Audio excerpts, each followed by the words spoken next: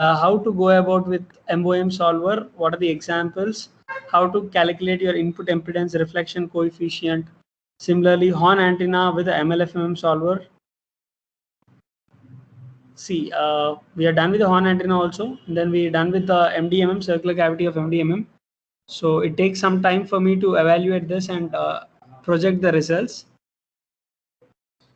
And then we have RCS of Predator UAV. So this is a case study for industries what we have built, RCS for Predator UAV. So almost it took around like 1.1 hours to simulate, and 10 GB of memory requirement along with 8,72,970 elements. So apart from this, we also have scattering and RCS. Scattering and RCS example for complete war machine navy ship, whatever we have. So it takes a lot amount of time to simulate these kind of things. And even here you can see Lockheed Hopeless. So this is one of the aircraft which has been built with a very complex geometry. So it dimensions, if you see, it's like 15 meters cross 11 meters cross 2 meters. It's electrically very large.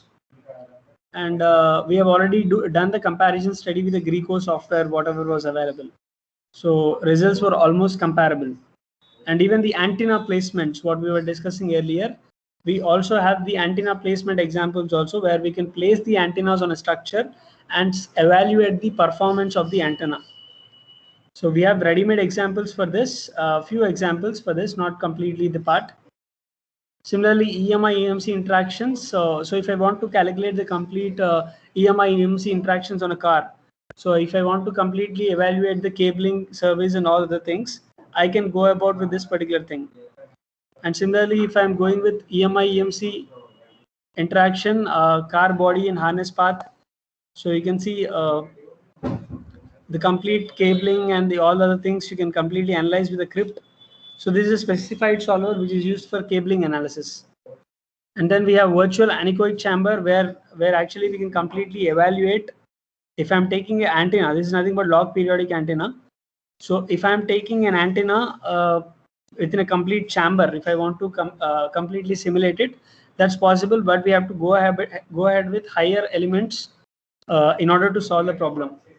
So apart from this, a few benchmarking cases for RAM coating dielectric sheets. So this is one of the benchmarking case which has been built with different layers of materials with a RAM sheet actually. So you can see composite thin sheet with RAM coated, composite thin sheet with RAM coated with a foam.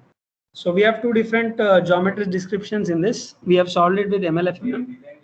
So from 2 gigahertz to 8 gigahertz, we are running this. And this particular RAM coating dielectric sheet, if you see, these are the responses for this monostatic RCS. Monostatic RCS in vertical polarization, horizontal polarization, and then this is nothing but RCS value, plain RCS value at 5 gigahertz. So with foam covering, how exactly you're getting it? And these are nothing but your surface current results, how exactly you're proceeding further. And apart from that, we have NASA almond also. This is a specified shape geometry which is actually used in evaluating for the industries. So if you are going with this particular geometry descriptions, NASA almond is solved in different shapes actually. NASA almond with a simple geometry, complex geometry, and the cylindrical geometry and rectangular geometry. So different validation tests were done.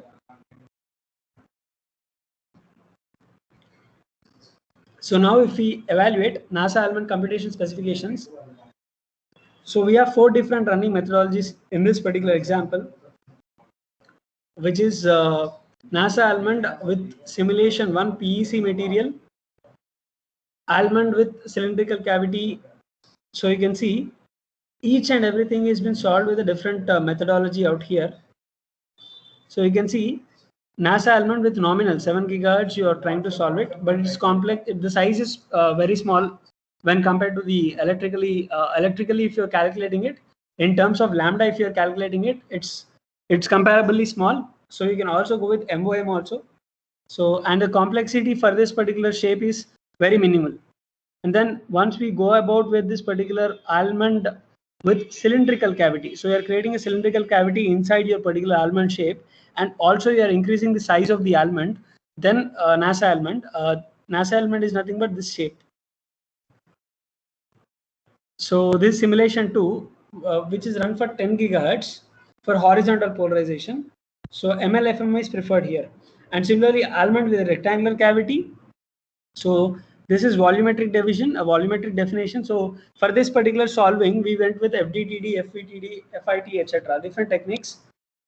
In terms of time domain, we have evaluated it. And then almond with cylindrical cavity with higher specification.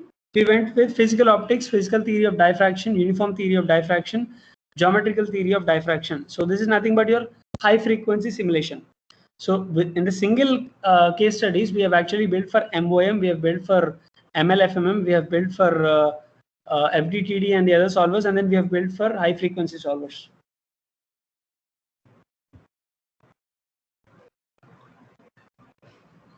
So if I go for the NASA element, the basic shape of the NASA element with 7 gigahertz of projection and 7 parts per wavelength, 6 mm of mesh size, if I'm taking it, it almost took like almost 30 seconds to solve it because it's very easy to solve it. It's not a complex problem.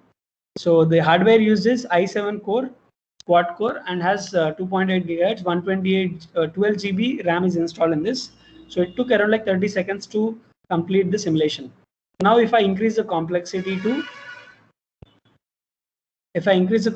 so here NASA element with MOM, it's nothing but there is no cavity here. There is no slot here. We didn't put any slot. We are directly solved pretty straightforward. We have solved NASA element RCS. That's it.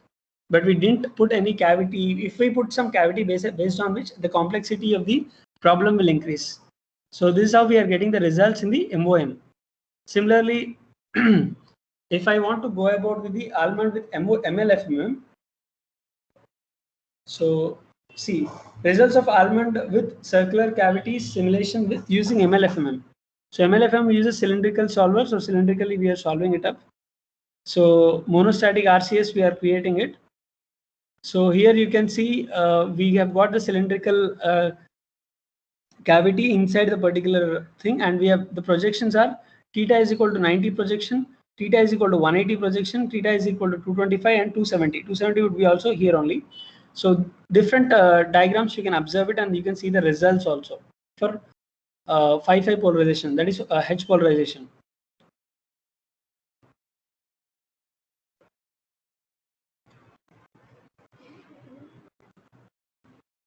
So in MLFM, if I'm solving it with a complex simulation, it's almost taking around like 11 hours of time to simulate it.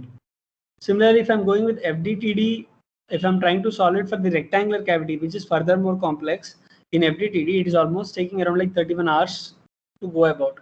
Precision is also single precision in the sense after point you'll be having 3 zeros for calculation, so it's not that accurate to go about.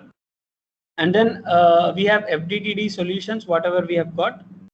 So this is nothing but rectangular cavity what we have created on the NASA element shape.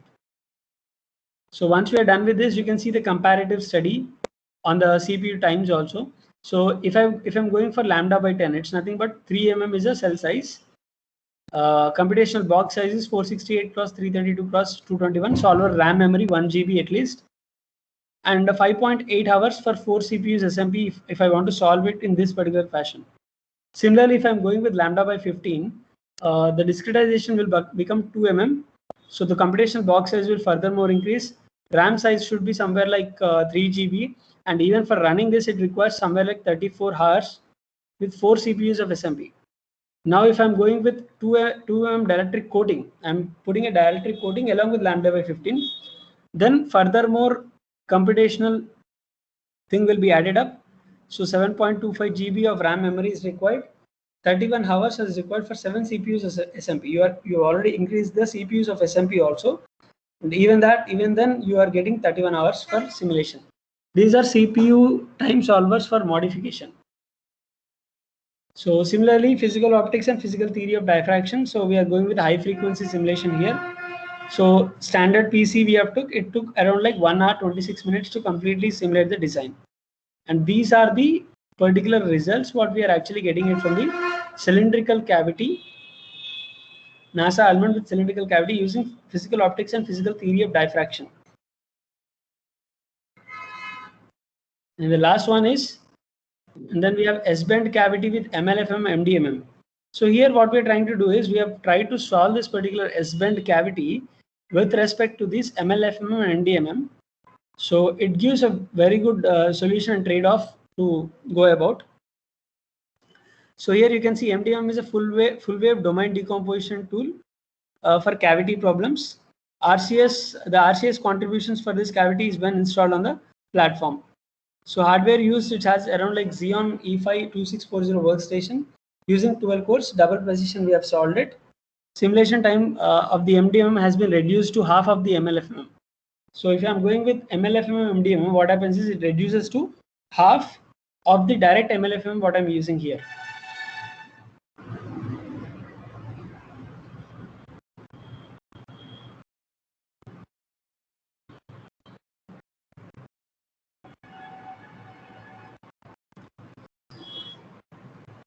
And then the results of almond with S-band cavity. So S-band cavity, the MLFM and MDMM, you can see 3 gigahertz if I'm solving with MLFM, it's almost like 40 minutes. With MDMM and MLFM, if I'm solving it, it's almost like 18 minutes. Similarly for MLFM, it's like almost like 7 hours 50 minutes. Similarly for 5 gigahertz, 8 mm if I'm going with, it's almost like 3 hours 29 minutes for MDMM. It's almost like half of the time is saved if I'm using this MDMM mark. And these are the memory estimates what we have whenever you're going with the different projections. So if you're going with a missile with the length and specification of surface, if you can see the green is chosen for MOM and yellow is chosen for MOM MLFMM and blue is exclusively for MLFMM and dark yellow is for MLFM and PO, and completely red or dark color, you can see the number of unknowns are increasing and the electrical size is also too large. If the electrical size is too large, then we have to go for different projections. So this is how it proceeds further. Rohit, hi. Yes, sir. Yes, sir. Hello, sir. Just a second. So Eric is with us.